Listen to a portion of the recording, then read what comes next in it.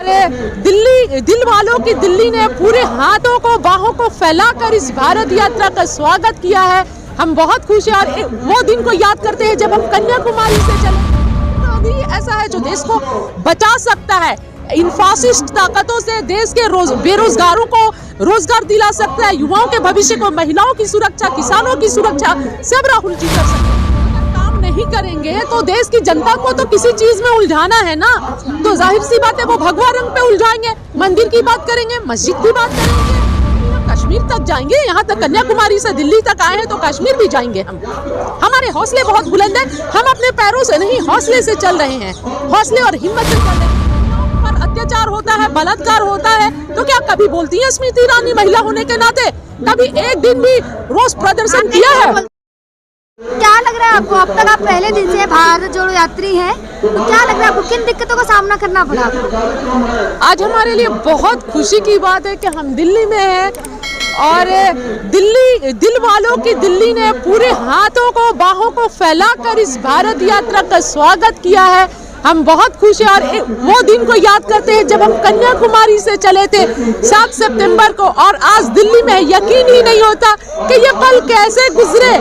मैं बता नहीं सकती आपको कि पता ही नहीं चलता कि इतनी जल्दी हम पहुंच कैसे गए दिल्ली। अच्छा। और जो दर्द थी ना हमारी, जब पैरों में दर्द होते थे तो जो माताएं बहनें बच्चे सड़कों के किनारे खड़े होके हमारा इंतजार करते थे, राहुल जी कहाँ हैं, और जो नारे लगाते थे देश का बेटा राहुल गांधी और जोड़ो जोड़ो भारत जोड़ो, तो ये सब लोगों का प्यार मोहब्बत देख के अपनी दर्द खत्म हो जाती और दर्द को हम भूल जाते। अच्छा, लेकिन क्या लग रहा है भारत जोड़ो यात्रा से आपने कितना भारत जोड़ा अब तक? आप देख सकती हैं ये अब एक यात्रा नहीं रह गई, यात्रा ने जन सैलाब का रूप ले लिया है, ये एक तपस्या बन गई है। और जैसा कन्याकुमारी से अब दिल्ली तक आप लोगों को पता है कि जो एक्सपेक्ट नहीं किया जाता है, एक्सपेक्टेशन से ज्यादा भीड़ हो रही है, जन सैलाब उमड़ रहा है और लोग प्यार से राहुल जी को देख रहे हैं। देश का मेरा बेटा कहाँ है, माताएं ऐसे पूछती हैं, उनके आंखों में आंसू आने लगते हैं क्योंकि वो जान रहे हैं कि देश का भविष्य राहुल गांधी है और एक राहुल गांधी ऐसा है जो देश को बचा सकता है, इन फासिस्ट ताकतों से देश के बेरोजगारों को रोजगार दिला सकता है, युवाओं के भविष्य को, महिलाओं की सुरक्षा, किसानों की सुरक्षा सब राहुल जी कर सकते हैं, देश के संविधान को बचा सकते हैं, लोकतंत्र जो आज हाशिए पर है लोकतंत्र को बचा सकते हैं। आप इसको किस तरीके से देखती है कि अब जो स्वास्थ्य मंत्री उन्होंने चिट्ठी लिखकर राहुल गांधी से कहा है कि यात्रा को विराम देना चाहिए? देखिए आपको पता है ना कि जब इनको इलेक्शन लड़ना होता है तब कोरोना में भी ये इलेक्शन लड़ते हैं। हाँ। और कोई सोशल डिस्टेंस मेंटेन नहीं होता है, सभी ने देखा है, देश ने देखा है। और जब किसान आंदोलन चल रहा था तो उस टाइम भी ये कोरोना का नाम लेकर उसे रोकना चाहे थे, है ना, लेकिन सच्चाई ये थी कि किसान आंदोलन में कहीं भी कोरोना नहीं था। और जहां तक स्वास्थ्य की बात है और फिक्र की बात है तो राहुल जी बहुत समझदार व्यक्ति हैं और उनसे ज्यादा समझदार प्रधानमंत्री नहीं है। कोरोना आने से पहले भी राहुल जी ने चेताया था, समझाया था, पर सरकार नहीं मानी। चलिए अब राहुल गांधी जी के साथ चलकर आए तो आपसे एक अहम सवाल पूछूंगी। लगातार एलिगेशन लगते रहे राहुल गांधी के ऊपर, कभी दाढ़ी के ऊपर, कभी जैकेट, कभी टी शर्ट, कभी या तो कभी महिलाओं के साथ। देखिए बात वो नहीं है, बात ये कि सत्ता में बैठे लोग जो हैं राहुल जी के लोकप्रियता से डर रहे हैं।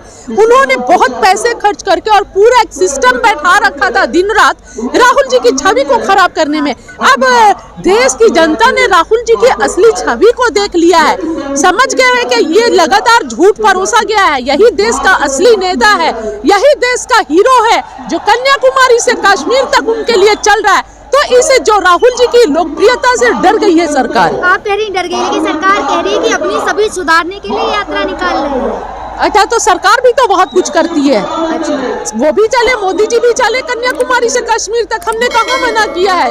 ये देखिए इस तरह की बातें बोलकर लगातार हमारी यात्रा को बदनाम करने की कोशिश की जा रही है। जिस तरह किसान आंदोलन को बदनाम करने की कोशिश की जाती थी, आप लोग तो थे, देखते थे कि किसानों का आंदोलन उठ गया, खत्म हो गया, ये तो झूठे किसान है, ये तो खालिस्तानी है, टुकड़े टुकड़े गैंग वाले हैं। जो भी इनसे सवाल करेगा सत्ता से वो सिर्फ इल्जाम लगाएंगे, जवाब देने के बजाय डरती है ये सरकार, झूठे इल्जाम और देश को बरगलाने और बहकाने का काम करती है। लगातार आजकल जो राजनीति चल रही है वो कलरों पर हो रही है, भगवा कलम देखिए, अगर काम नहीं करेंगे तो देश की जनता को तो किसी चीज में उलझाना है ना, तो जाहिर सी बात है वो भगवा रंग पे उलझाएंगे। मंदिर की बात करेंगे, मस्जिद की बात करेंगे, धर्म की बात करेंगे, नमाज की बात करेंगे, अजान की बात करेंगे।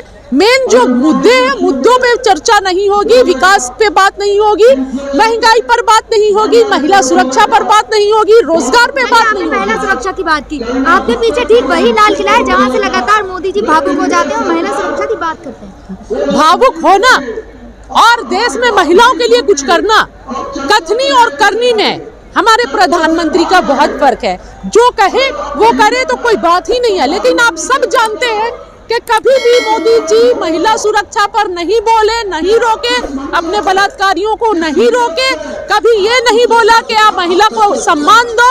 हर बात पर चुप्पी बनाए रखी, चाहे महिला को प्रताड़न की बात हो या लखीमपुर खीरी जैसी घटना, जहां पर लखीमपुर खीरी में जब किसानों पर टायर चढ़ाया गया तब चुप रही सरकार, और मनीषा वाल्मीकि जैसी बच्ची का जब रेप होता है तो वहां पर चुप रहे, हमेशा चुप रहे। तो फिर किस बात का क्या महिला सुरक्षा और भावुक होने का मतलब क्या होता है? को किस तरीके से देख रही, जिस तरीके से उसमें दीपिका पादुकोण के कपड़ों को लेकर टिप्पणी, ये सब कुछ भी नहीं है, सब मूवी वैसी ही आती है, लेकिन ये सिर्फ एक देश की जनता महंगाई पर बात न करे, युवा रोजगार ना मांगे, इससे बहकाने के लिए इन चीजों में उलझाया जा रहा है। और मैं तो सभी चैनल्स को भी बोलूंगी, जो नेशनल चैनल बोल रहा है, उठा रहा है, उन मुद्दों को आप लोग बहिष्कार कीजिए, क्योंकि देश को इसी में उलझा के रखेंगे वो। क्या लग रहा है, आपने इतनी यात्रा तय कर ली तो आगे क्या रुख रहने वाला है इस यात्रा का? नहीं, आगे भी हम कश्मीर तक जाएंगे, यहाँ तक कन्याकुमारी से दिल्ली तक आए हैं तो कश्मीर भी जाएंगे हम।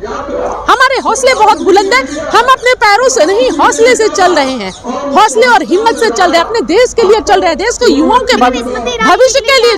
स्मृति ईरानी जी के लिए क्या कहना चाहेंगे? दिल्ली की वही सड़कें जहाँ पे वो पहले सिलेंडर लेकर इन्हीं सड़कों पर धरना करती थी। देखिए, क्या बोले ऐसे बेशरम और नौटंकीबाज लोगों के बारे में।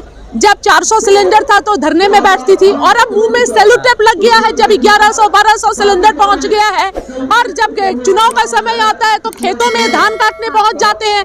ऐसे जब सिंघू बॉर्डर पर और पूरे दिल्ली को किसानों ने घेर रखा था तो कोई बेशर्मों ने कुछ भी नहीं बोला, किसानों का दुख दर्द बांटने नहीं आए। जब किसान आत्महत्या करते हैं तब कुछ नहीं बोलते हैं। तो इन लोगों के कथनी और करनी में फर्क है, जुमलेबाजी करती है, पूरे जुमलों पर टिकी हुई सरकार है, और उसके एक मंत्री महिला होने के नाते, ठीक आपने बोला, कभी महिलाओं पर अत्याचार होता है, बलात्कार होता है, तो क्या कभी बोलती है स्मृति ईरानी महिला होने के नाते?